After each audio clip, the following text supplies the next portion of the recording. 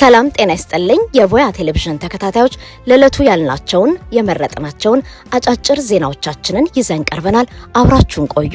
ዜናዎቻችን በቶሎ እንዲደርሷችሁ ከታች ያለውን የደውል ምልክት ይጫኑ። ለፈጣን መረጃ ቮያን ይምረጡ።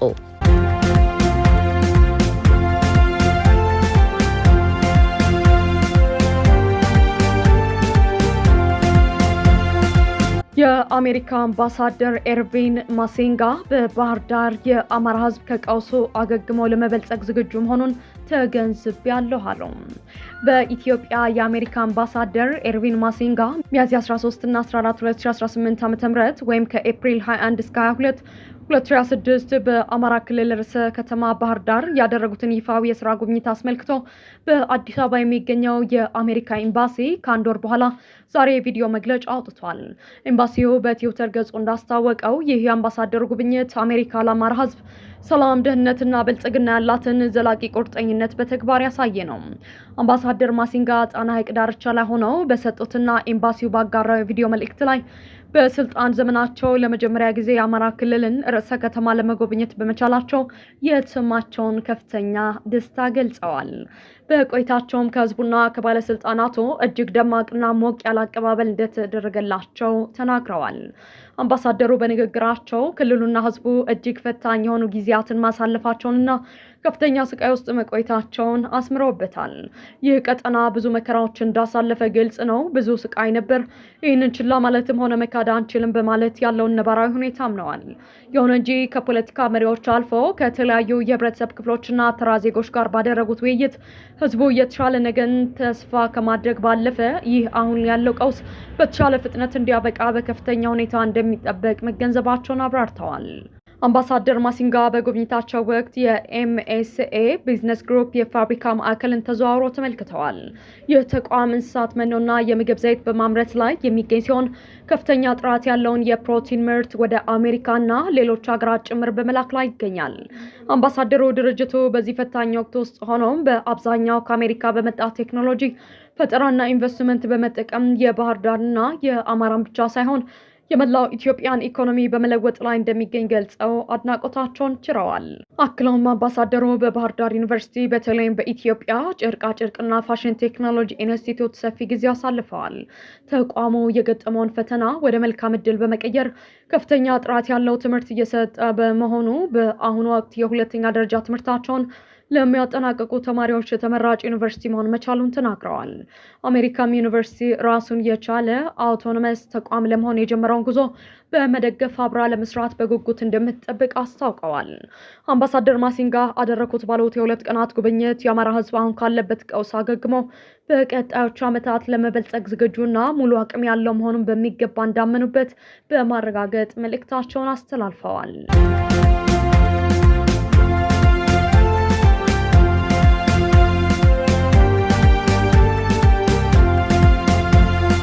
የትግራይ ወጣቶች በአፈሳ ስጋት ውስጥ የመቀሌ ነዋሪዎች ቀጣዩን ጣፈንታቸውን በጭንቀት እየጠበቁ ነው። በትግራይ ክልል የተለያዩ አካባቢዎች ላለፈው አንድ ሳምንት የተጠናከረ የግዳጅ ምልመላ ወይም አፈሳ እየተካሄደ መሆኑን ተከትሎ የመቀሌ ከተማ ነዋሪዎች ከፍ ያለ ስጋት ውስጥ መውደቃቸውን ገልጸዋል። ይህ የህዝብን እያስጨነቀ የሚገኘው አስገዳጅ እርምጃ ከአክሱም እስከ ዛላምበሳ እንዲሁም ከአዲቀየ እስከ ተለያዩ የክልል ወረዳዎች በስፋት እየተገበረ ይገኛል። የዘመቻው አድማስ መስፋፋት በመቀሌ የሚገኙ ነዋሪዎች አፈሳው ወደ በር መምጣቱ አይቀርም ወደሚል ከባድ ፍርሃት ከቷቸዋል። በዶክተር ደብረጽዮን ገብረ ሚካኤል የሚመራው የህወሓት ክንፍ ይህንን አስገዳጅ እርምጃ ደጀንና ግንባርን የማጠናከር ወቅታዊ አጀንዳ አካል መሆኑን በማስረገጥ በፖለቲካ የምክክር መድረኮች እያራመደው ይገኛል። ይህን ውሳኔ ተከትሎም በመላው ክልል የታፈሱ ወጣቶች ፍቃዳቸው ሳይጠየቅ በቀጥታ ወደ ወታደራዊ ማሰልጠኛ ጣቢያዎች እየተወሰደ መሆኑን የጉዳዩን አሳሳቢነት ይበልጥ አጉልቶታል። ይህ ድንገተኛ ክስተት በወጣቶችና በቤተሰቦቻቸው ላይ ከፍተኛ የስነልቦና መረበሽና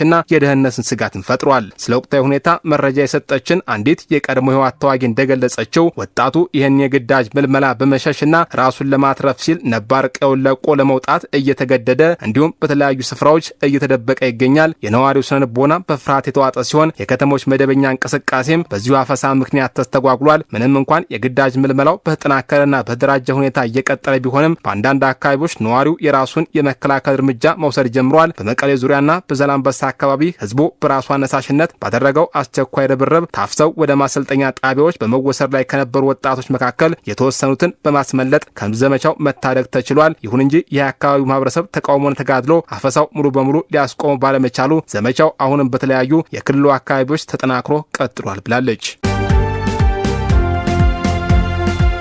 የግብጽ የቀድሞ የውጭ ጉዳይ ሚኒስትር ኢትዮጵያና እስራኤል ቀንደኛ የብሔራዊ ደህንነት ስጋቶቻችን ናቸው አሉ። የቀድሞ የግብጽ የውጭ ጉዳይ ሚኒስትር መሐመድ አልአራቢ ዋነኛ የብሔራዊ ደህንነት ስጋት በሚል የኢትዮጵያና የእስራኤልን ስም ጠርተዋል። የአልአረቢያ ቴሌቪዥን አካል በሆነው ማኒ አርድ አልኪናና የተሰኘ ፖድካስት ቀርበው ባደረጉት ቃለ ምልልስ በአሁኑ ወቅት ግብጽ ያጋጠማት ፈተና በቀጠናው ውስጥ ካሉ በርካታ ወሳኝ ጉዳዮች ጋር የተያያዘ ነው ብለዋል። የቀድሞ ዲፕሎማት ጨምሮም እስራኤልና ኢትዮጵያ በቀጠናው ውስጥ እያደገ ያለውን መስፋፋት ሀገራቸው በከፍተኛ ጥንቃቄ መመልከት እንደሚገባ ጠቁመው በብሔራዊ ደህንነቷና ስትራቴጂካዊ ፍላጎቷ ላይ ተጽዕኖ ማሳደር የሚችሉ እንቅስቃሴዎችን በቅርበት እንደምትከታተል አስረድተዋል። በማስከተልም ሀገራቸው ከበርካታ የአፍሪካ ቀንድ ሀገራት ጋር ስትራቴጂካዊ ግንኙነት እንዳላት በመጥቀስ ሚዛናዊ፣ ግልጽነት ያለው በትብብር ላይ የተመሰረተ ፖሊሲ እንደምትከተል አስታውቋል። ንግግራቸውን በመቀጠልም ኢትዮጵያና እስራኤል እንደ ስጋት ምንጭ በመቁጠር በቀጥታ በጥላትነት መፈረጅን አያሳይም ያሉት የቀድሞ ሚኒስቴር የግብጽ የብሔራዊ ደህንነት ስሌትና በቀጥናው ያለው ተለዋዋጭነት ጥንቃቄ ያለውን ዲፕሎማሲያዊ እንቅስቃሴ እንደሚጠይቅ አስረድተዋል። ኢትዮጵያ የደህንነት ስጋት የምትሆነው በህዳሴው ግድብ የተነሳ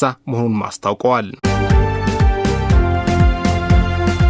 ኢትዮጵያ በሚቀጥለው ዓመት ከዓለም አራተኛዋ ቡና አምራች ሀገር እንደምትሆን የአሜሪካ ግብርና ሚኒስቴር ገለጸ። የአሜሪካ ግብርና ዲፓርትመንት ዩኤስኤዲኤ አዲስ ባወጣው ሪፖርት ኢትዮጵያ በሚቀጥለው ዓመት ከዓለም አራተኛዋ ትልቋ የቡና አምራች ልትሆን እንደምትችል ግምቱን አስቀምጧል። ሪፖርቱ እንዳለው በሚቀጥለው ዓመት ማለትም በ2026/27 የበጀት ዓመት የኢትዮጵያ የቡና ምርት 12.1 ሚሊዮን ባለ 60 ከረጢት ይሆናል። በተጠቀሰው ዓመት የኢንዶኔዥያ ቡና ምርት 11.3 ሚሊዮን እንደሚሆን የጠቀሰው ሪፖርቱ ይህ ከተሳካ ኢትዮጵያ በቡና ምርት ኢንዶኔዥያን ስትበልጥ ባለፉት 5 ዓመታት ሶስተኛዋ እንደምትሆን አስረድተዋል። እንደ ሪፖርቱ የኢትዮጵያ የቡና ምርት ባለፉት 3 ተከታታይ ዓመታት እያደገ የመጣ ሲሆን በ2024/25 በጀት ዓመት 11.46 ሚሊዮን ከረጢት እንደነበርና በ2024/25 11.56 ሚሊዮን ከረጢት እንደነበር አውስቷል። በዓለማችን ላይ ቁጥር 1 ቡና አምራች የሆነችው ሀገር ብራዚል ስትሆን ሁለተኛው ደግሞ ቬትናም ናት። በሶስተኛነት የተቀመጠችው ደግሞ ኮሎምቢያ መሆኗ ይታወቃል። አሁን ባለው መረጃ 4ኛ ደረጃ ላይ የምትገኘው ኢንዶኔዥያ ስትሆን የአሜሪካ ግብርና ሚኒስቴር በሪፖርቱ በሚቀጥለው ዓመት ይህንን ደረጃ ኢትዮጵያ እንደምትይዝ ገልጿል። አቶ ታምራት ላይኔ በላይቤሪያ ያደረጉትን የ5 ቀናት የኢንቨስትመንት ጉብኝት አጠናቀቁ። የቀድሞ የኢትዮጵያ ጠቅላይ ሚኒስትር አቶ ታምራት ላይኔ በላይቤሪያ ኢንቨስት ለማድረግ እንቅስቃሴ እያደረጉ መሆኑን መዘገባችን ይታወሳል። አቶ ታምራት ሞኖሮቪያ የገቡት እንደ አውሮፓውያን አቆጣጠር ሚያዝያ 19 ቀን 2026 ሲሆን በቆይታቸውም በሀገሪቱ ውስጥ ያለውን የኢንቨስትመንት ምቹ ሁኔታ ተመልክተው በተለያዩ ዘርፎች ላይ ለመሰማራት ፍላጎት እንዳላቸው አስታውቀዋል። ለ5 ቀናት ያህል በሀገር ውስጥ ያደረጉት ጉብኝት አስመልክተውም ትላንት በሞኖሮቪያ ጋዜጣዊ መግለጫን ሰጥተዋል። አቶ ታምራት ላይኔ በመግለጫቸው ወደ ላይቤሪያ የተጓዙት የሀገሪቱ ብሔራዊ የአካል ጉዳተኞች ኮሚሽን ያደረገላቸውን ጥሪ ተከትሎ መሆኑን ገልጸው አካል ጉዳተኞችን፣ ሴቶችና ህጻናትን፣ ችግረኞችን ተጠቃሚ በሚያደርጉ ስትራቴጂካዊ ኢንቨስትመንቶች ላይ የመሰማራት ከፍተኛ ፍላጎት እንዳላቸው አስታውቀዋል። ጨምሮም ላይቤሪያና ኢትዮጵያ ረጅም ዓመታትን ያስቆጠረ ታሪካዊ ግንኙነት እንዳላቸው ገልጸው ይህን አጋርነት በአሳታፊ ልማት ኢኮኖሚን ማሳደግና ማህበራዊ ለውጥን በማምጣት ማስተሳሰር እንደሚያስፈልግ አስረድተዋል። የቀድሞ ጠቅላይ ሚኒስትር በመግለጫቸው በአመራርና አቅም ግንባታ ዘርፍ በግብርና፣ በፀሐይ ኃይልና ዝቅተኛ ማህበረሰባችንን ተጠቃሚ በሚያደርጉ የተለያዩ ዘርፎች ላይ ኢንቨስት ለማድረግ የሚያስችሉ ፕሮፖዛሎችን ማስገባታቸውን ገልጸዋል። በቆይታቸው ከተለያዩ የአገሪቱ ከፍተኛ ባለስልጣናት ጋር ተገናኝተው መምከራቸውንም ጨምሮ እንደተናገሩ ዘ ኒውስ ዳውን ላይቤሪያ ጋዜጣ ዘግቧል። በደርባን ከተማ ዶክመንት በሌላቸው ስደተኞች ላይ የአፈሳ ዘመቻ ተጀመረ። በደቡብ አፍሪካ ደርባን ሲቢዲ አካባቢ የመንግስት ኃይሎች ህጋዊ ዶክመንት በሌላቸው ስደተኞች ላይ እርምጃ መውሰድ መጀመራቸውን አስታወቁ። በዚህ ዘመቻ የኢቲኪዊኒ ማዘጋጃ ቤት ከተለያዩ መንግስታዊ ኤጀንሲዎች ጋር በመተባበር እየሰራ መሆኑ የተገለጸ ሲሆን በዛሬው ዕለት ብቻ 23 ዶክመንት የሌላቸው ስደተኞች በቁጥጥር ስር ውለዋል። ከተያዙት ውስጥ ኢትዮጵያን፣ ዚምባብዌያን፣ የማላዊ ዜጎችና ቻይናውያን እንደሚገኙበት የከተማ ማዘጋጃ ቤት ገልጸዋል። በተጨማሪም በተደረገው ዘመቻ 5 ያህል በህገወጥ ስራዎች ላይ ተሰማርተው የተገኙ ሱቆች ላይ የማሸግ እርምጃ መውሰዱን አስታውቋል። አስታውቋል። ከታሸጉት ውስጥም በኢትዮጵያውያን የሚተዳደሩ ሱቆች ይገኙበታል። ማዘጋጃ ቤቱ በመግለጫው እነዚህ ሱቆች የህገወጥ ስደተኞች መደበቂያ፣ ህጋዊ ያልሆነ አደንዛዥ ዕፅ መሸጫና የሴተኛ አዳሪነት ስራዎች ሲፈጸሙባቸው የነበሩ ናቸው ብሏል። የደቡብ አፍሪካ መንግስት ይህንን እርምጃ መውሰድ የጀመረው በሀገሪቱ ውስጥ ስደተኛ ጠል ተቃውሞ እየተቀጣጠለ መምጣቱን ተከትሎ ነው። የሀገሪቱ የጸጥታና የደህንነት መስሪያ ቤት ትላንት ባደረጉት አስቸኳይ ስብሰባ ተቃውሞውን ለማብረድ በህገወጥ ስደተኞች ላይ የተቀናጀ እርምጃ እንዲወሰድ የሚል ውሳኔ ላይ የደረሱ ሲሆን ዛሬ በደርባን የተጀመረው አይነት እርምጃ በሌሎች ከተሞችም እንደሚቀጥል ከስፍራ የተሰራጩ መረጃዎች ገልጸዋል። በደቡብ አፍሪካ 5 ኢትዮጵያውያንን በማገት ተጠርጥረው የታሰሩት 2 ኢትዮጵያውያን ፍርድ ቤት ቀረቡ። የ2 ዓመቱ ምስጋናው ጌታቸውና የ18 ዓመቱ ተሻለ ቱምቦ 5 ኢትዮጵያውያን አግተው የማስለቀቂያ ገንዘብ በመጠየቅ ተጠርጥረው መታሰራቸውን ባለፈው ሳምንት መዘገባችን የሚታወስ ነው። እነዚህ ኢትዮጵያውያን ለሰኞ ዕለት መቀጠራቸውንም ዘግበን ነበር። በመሆኑም ተጠርጣሪዎቹ ትላንት ፍርድ ቤት መቅረባቸው ተዘግቧል። ፖሊስ ለፍርድ ቤት በሰጠው ማብራሪያ ዕድሜያቸው ከ18 እስከ 24 የሚሆናቸው 5 ኢትዮጵያውያን በመኖሪያ ቤታቸው ውስጥ ቆልፈው ማስቀመጣቸውን ገልጿል። ጨምሮም ወጣቶቹን ጊያኒ በተሰኘ አካባቢ ላይ በግዳጅ መኪና ላይ ጭነው ወደ ቤታቸው መውሰዳቸውና ለ12 ቀናት ያህል በእገታ ማስቀመጣቸውን አስረድቷል። ታጋቾቹን ለማስለቀቅ ባደረገው ዘመቻም በተጠርጣሪዎቹ ግቢ ውስጥ ህገወጥ ዕቃዎችን ለመያዝ መቻሉን ገልጾ በዚህም ክስ መስርቶባቸዋል። ተጠርጣሪዎቹ ፍርድ ቤት በቀረቡበት ወቅት እንግሊዝኛ ቋንቋ እምብዛም ባለመቻላቸው ከችሎቱ ጋር መግባባት ተስኗቸዋል። በመሆኑ ፍርድ ቤቱ በሚቀጥለው ቀጠሮ አስተርጓሚ እንዲቀርብ ትዕዛዝ ሰጥቶ መዝገቡን ለሚቀጥለው ሳምንት ማለትም ጁን 4 ቀጥሮታል።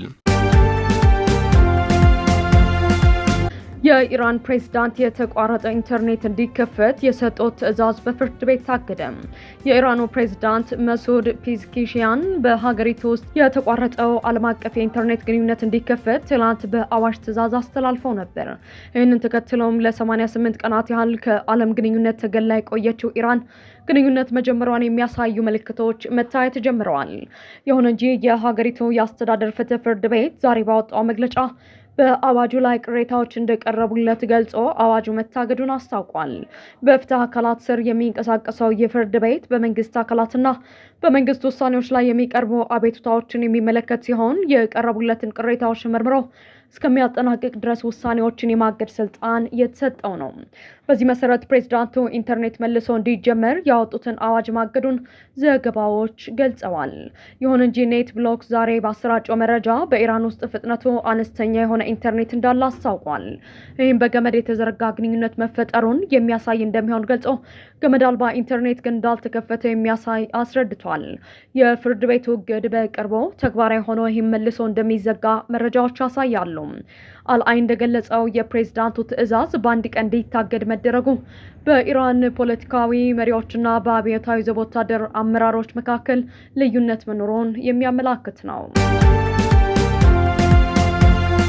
የት እንዳሉ የማይታወቁት ሙጅታባ ሐሚኒ የኢድ አል አድሃ መልእክትን አስተላለፉ። የኢራን መንፈሳዊ መሪ የነበሩት አሊ ሐሚኒ ፌብሩዋሪ 28 ቀን በእስራኤልና አሜሪካ ጥቃት ከተገደሉ ወዲህ ልጃቸው ሙጅታባ ታይተው አያውቁም። በአባታቸው ቦታ መታከታቸው የተገለጸላቸው ሙጅታብ እንደ መንፈሳዊ መሪነታቸው በምስል ወይም በድምፅ ለኢራናውያን ተከስተው አያውቁም። ይሁን እንጂ የኢራን መንግስታዊ ሚዲያዎች ከሙጅታባ የተላለፈ መልእክት የሚል ጽሑፍ በተደጋጋሚ ሲያቀርቡ ይስተዋላል። ዛሬም መንፈሳዊ መሪ በምስልም ሆነ በድምፅ ሳይከሰቱ የኢድ አል አድሃ መልእክት ማስተላለፋቸው የኢራን ሚዲያዎችን ዘግቧል። ዛሬ በቀረበውና በሚዲያዎች ከሳቸው የተላለፈ በተባለው መልእክት እንደ ከዚህ ቀደሙ በአሜሪካ ላይ ዛቻን ሰንዝረዋል። ይህ በእንዲህ እንዳለ የአሜሪካ ሚዲያዎች በኢራንና አሜሪካ መካከል ያለው ድርድር እየዘገየ ያለው ሙጅታብ ለደህንነታቸው ሲባል ሚስጥራዊ ቦታ በመደበቃቸው መሆኑን በመዘገብ ላይ ናቸው። በመሆኑም በእሳቸውና በኢራን ባለስልጣናት መካከል ያለው ግንኙነት ውስን በመሆኑ ውሳኔዎችን ቶሎ ማስተላለፍ እንዳልተቻለ ገልጸዋል። ሲቢኤስ ኒውስ እንደዘገበው አዲሱ የኢራን መንፈሳዊ መሪ በጣም ሚስጥራዊ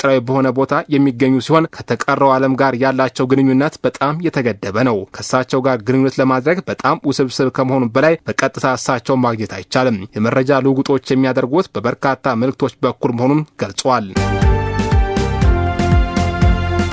ሩሲያ አሜሪካ ዜጎቿን ከኪየቭ እንድታስወጣ በይፋ አሳሰበች። የሩሲያ መንግስት በዩክሬን ዋና ከተማ ኪየቭ ውስጥ በሚገኙና ውሳኔ ሰጪ ማዕከላት ባላቸው ተቋማት ላይ መጠነ ሰፊ ጥቃት ሊያከናውን መሆኑን ማስታወቁን ትናንት መዘገባቸው ይታወሳል። ይህን ተከትሎ የሩሲያ ውጭ ጉዳይ ሚኒስትር ሰርጂ ላቭሮቭ ለአሜሪካው አቻቸው ማርክ ሩቢዮ ስልክ ደውለው ስለ ጉዳዩ ማሳወቃቸው ተገልጿል። የሩሲያ የውጭ ጉዳይ ሚኒስትር ዛሬ ባወጣው መግለጫ በዚህ የስልክ ንግግር ወቅት አሜሪካ በኪየቭ የሚገኘውን ኤምባሲዋን ሰራተኞች ማስወጣት እንድታስብበት እንደተነገራት አስረድቷል። የአሜሪካ የውጭ ጉዳይ ሚኒስትር ማርክ ሩቢዮ በበኩላቸው ከሩሲያ የማሳሰቢያ እንደተሰጣቸው አረጋግጠዋል። መልእክቱንም ለፕሬዝዳንት ትራምፕ ማድረሳቸውን ገልጸዋል። ጨምሮም ኪየቭ ለዓመታት ያህል አደገኛ ቦታ ሆና ቆይታለች፣ ጦርነቱ በመቀጠሉ አሁን ደግሞ አዲስ ስጋትን ይዞ መጥቷል ብለዋል። ይህ በእንዲህ እንዳለ የዩክሬን የውጭ ጉዳይ ሚኒስትር አንድሬ ሲብሃ በበኩላቸው ምዕራባውያን አጋሮቻቸው በሞስኮ ማስጠንቀቂያ እንዳይሸበሩ አሳስበዋል። አጋሮቻቸው የሚሰጧቸውን ወታደራዊ እርዳታ እንዲያጠናክሩና በማዕቀብ ጫና እንዲያደርጉ ጥሪን አቅርበው ፑቲን በወታደራዊ ዘመቻ ምንም ማሳካት እንደማይችል ማሳየት አለብን ብለዋል። በተያያዘ የአውሮፓ ዲፕሎማቶች ኪየቭን ለቀው እንደማይወጡ በመናገር ላይ ናቸው። በዩክሬን የአውሮፓ ህብረት አምባሳደር የሆኑት ካትሪና ማትሮቫ ሲናገሩ የአውሮፓ ህብረት የትም አይሄድም፣ ኪየቭ ውስጥ እንቆያሉን ያሉ ሲሆን የሩሲያ ማሳሰቢያም የጭንቀት ምልክት አድርገው ገልጸውታል። የፈረንሳይ የውጭ ጉዳይ ሚኒስትር ቃል አቀባይ በበኩላቸው በኪየቭ የሚገኙ የኤምባሲዋን ሰራተኞች ማስወጣት የማይታሰብ መሆኑን አስታውቀዋል። ፖላንድና ጀርመንም ተመሳሳይ አቋማቸውን ገልጸዋል። የኢራን ጦር ጦርነቱ ዳግም የሚያገረሽ ከሆነ እጅግ የከፋ የአጸፋ እርምጃ እንደሚወስድ አስጠነቀቀም። የኢራን የጦር ኃይሎች ከፍተኛ ቃል አቀባይ አሜሪካና እስራኤል በሀገሪቱ ላይ የሚያካሂዱትን የአየር ድብደባ ዳግም የሚጀምሩ ከሆነ ኢራን እጅግ የከፋና በጣም ጠንካራ የሆነ የአጸፋ እርምጃ እንደምትወስድ አስጠንቅቀዋል። አቦል ፋዘል ስካርቺ የተባሉት የጦር ኃይሉ ቃል አቀባይ በከፊል የመንግስት የዜና ወኪል በሆነው ፋርስ በኩል በሰጡት መግለጫ ቀጠናው ወደ ሌላ ዞር ጦርነት የሚገባ ከሆነ የኢራን ምላሽ ከቀጠናው ድንበሮችም የተሻገረ እንዲሁም እጅግ የከፋና በጣም ጠንካራ ይሆናል በማለት የሀገሪቱን አቋም አብራርተዋል። ከዚህ መግለጫ አስቀድሞ ይሄው የዜና ወኪል ባወጣው ዘገባ የአሜሪካና የእስራኤል የጦር አውሮፕላኖች በሆርሙዝ ስትሬት አቅራቢያ ከምትገኘው የላራክ ደሴት በስተደቡብ በሚንቀሳቀሱ የኢራን ጀልባዎች ላይ ጥቃት መፈጸማቸውንና በዚህም በርካታ የኢራን ዜጎች ሕይወታቸውን ማጣታቸውን አስታውቆ ነበር። እነዚህ የቅርብ ጊዜ ጥቃቶች የተሰነዘሩት በየካቲት ወር መጨረሻ አካባቢ ወይም ፌብሩዋሪ 28 በአሜሪካና በእስራኤል አነሳሽነት በኢራን ላይ የተከፈተውንና ተከታትሎም የኢራንን ያጸፋ እርምጃ ያስተናገደውን ጦርነት በዘላቂነት ለማስቆም በፓኪስታን አደራዳሪነት የሰላም ጥረቶች እየተካሄዱ ባሉበት ወቅት መሆኑ የጉዳዩን አሳሳቢነት ጨምሮታል። በእስራኤል ትልቁ የመከላከያና የጦር መሳሪያ አምራች ኩባንያ የሆነው አልቢስ ሲስተምስ በዓለም አቀፍ ደረጃ ለወታደራዊ ትጥቆችና ቁሳቁሶች ያለው ፍላጎት በከፍተኛ ሁኔታ መጨመሩን ተከትሎ የሩብ ዓመት ትርፉ በከፍተኛ ሁኔታ ማሻቀቡን ይፋ አድርጓል። የኩባንያው አጠቃላይ ገቢ ከነበረበት 1.9 ቢሊዮን ዶላር በማደግ 2.2 ቢሊዮን ዶላር የደረሰ ሲሆን ይህ አሃዝ ለኩባንያው ታሪካዊ ክብረ ወሰን ነው። ኩባንያው ገና ያልጨረሳቸውና በተጠባባቂ ላይ ያሉ የትዕዛዝ መጠኖች 30.2 ቢሊዮን ዶላር የደረሱ ሲሆን በዚህኛው ሩብ ዓመት ለታየው ትዕዛዝ ጭማሪ በዋናነት ከእስራኤልና ከእስያ ሀገራት የመጡ ጥያቄዎች ትልቁን ድርሻ ይዘዋል። በተጨማሪም ኤልቢስ ሲስተምስ ስሟን ካልጠቀሳት አንዲት የአውሮፓ ሀገር ደንበኛ ጋር በ5 ዓመታት ውስጥ የሚተገበር የ1.4 ቢሊዮን ዶላር የኮንትራት ስምምነት መፈራረሙን አስታውቋል። ይህ ስምምነት ሰፋ ያለ ወታደራዊ የዘመናዊ ፕሮግራምን ማካሄድን ዓላማ ያደረገ ነው። የእስራኤል ኩባንያ በመጀመሪያው ሩብ ዓመት ከአንድ አክሲዮን ያገኘው የትርፍ ድርሻ ከባለሙያዎች ግምት በላይ በማደግ 3.87 ዶላር መድረሱን ገልጿል። ይህ አሃዝ ካለፈው ዓመት ተመሳሳይ ወቅት ከነበረው 2.57 ዶላር ጋር ሲነጻጸር ከፍተኛ ብልጫ ያለው መሆኑን ተዘግቧል። ፕሮፌሰር መረራ ጉዲና የአሁኑ ምክር ቤት ደካማ ሲሉ ተቹ። መንግስት የኢኮኖሚ አቅምን ያላገናዘቡ ተደራራቢ ክፍያዎችን በህዝብ ላይ እየጫነ መሆኑን ገልጸዋል። የኦሮሞ ፌዴራሊስት ኮንግረስ ኦፌኮ ሊቀመንበርና በቀድሞ ሶስተኛው የህዝብ ተወካዮች ምክር ቤት የ13 ፓርቲዎች ስብስብ የሆነው የኢትዮጵያ ዲሞክራሲያዊ ኃይሎች ህብረት አዲሃ ወክለው ለ5 ዓመታት ያገለገሉት ፕሮፌሰር መረራ ጉዲና የአሁኑ ፓርላማ ደካማ መሆኑን ገልጸዋል። ጠንካራ ህጎችን እንደማያወጣና ተገቢው የክትትልና ቁጥጥር ስራን እንደማያከናው ሐሳቡን በመግለጽ ምክር ቤቱን ክፉኛ ተችተዋል። እሳቸው እያገለገሉበት የነበረው ፓርላማ ህጎችን የማሻሻል ውስን አቅም የነበረው ቢሆንም ቅሬታዎች በይፋ የሚነሱበት መድረክ ፈጥሮ እንደነበረ በማስታወስ ዛሬ ላይ ግን ይህ አይነቱ የምክር ቤቱ ሚና በአብዛኛው መጥፋቱን ተናግረዋል። እንደ ፕሮፌሰር መራራ ገለጻ አንዳንድ በቅርብ የወጡ ህጎች መሬት ላይ ያለው ነባራዊ ሁኔታ ወይም የዜጎችን የኢኮኖሚ አቅም ያገናዘቡ አይደሉም። ቀድሞውኑ በኑሮ ጫና ውስጥ ባለ ህዝብ ላይ ተደራራቢ ክፍያዎችና ቀረጦችን መጫን ፍትሃዊ ያለመሆኑን በመጥቀስ መንግስት በተከታታይ የሚያደርገውን የገንዘብ ማሰባሰብ ዘመቻም ተችተዋል።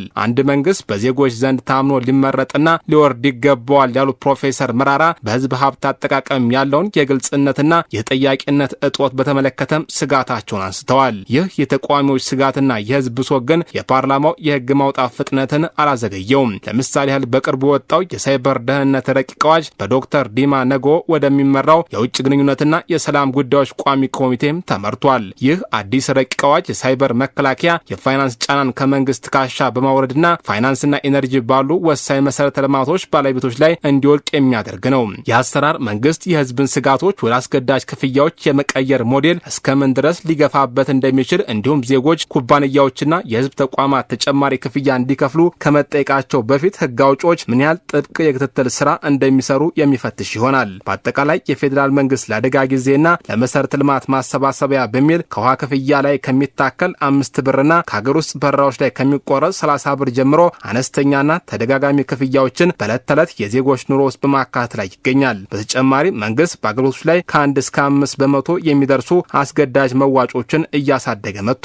በሌላ በኩል የህዝብ ተወካዮች ምክር ቤት ህጎችን በማጽደቅ ረገድ እጅግ በተፋጠነ ሁኔታ እየሰራ ሲሆን ባሳለፍነው ዓመት ብቻ 49 ደንቦች ያጸደቀ ሲሆን ከዚህም ውስጥ 15ቱ ያለምንም የህዝብ ውይይት የተላለፉ ናቸው። ይሁን እንጂ ዜጎች እነዚህን ደንቦች በፍርድ ቤት እንዳይሞግቱ አስተዳደራዊ መሰናክሎች የሚገድቧቸው ሲሆን ቀጥተኛ የጥቅም ትስስር ያላቸው በሚል ሰበብ ዜጎች የሚያቀርቡት አቤቱታ በፍርድ ቤቶች በተደጋጋሚ ውድቅ ይደረጋል።